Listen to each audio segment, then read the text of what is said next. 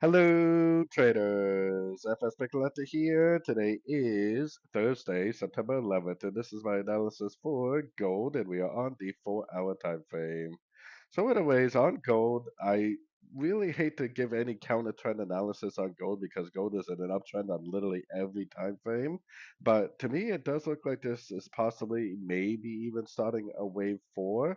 If it is starting a wave four would potentially last around the same time as this wave two, which this wave two lasted several trading days. So potentially this is gonna, end up doing something like this over the next several trading days. We have to remember that mid next week is rate news for the US. So maybe this is actually going to do something like this for wave four. And then next week's rate news is what will cause this to go up and make a wave five and maybe even do like a spike reversal for a bigger move to the downside. But anyways, going down to the 1 hour time frame, it definitely looks like a potential like five ways down, like a wave A. I think we're potentially in a wave B now. I think this is an A and a B. It looks like it could go up again for a wave C. But this move up, I think either is going to be like a double top or maybe a little bit of a lower high for the wave B, and then maybe down again for a wave C. And this is all probably going to be part of a wave four on the much, much higher time frames.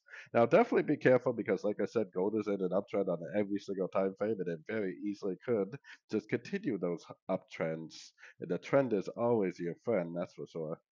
So, anyways, don't forget to check out my website linked over here in the corner. And as always, thank you for watching and happy trading.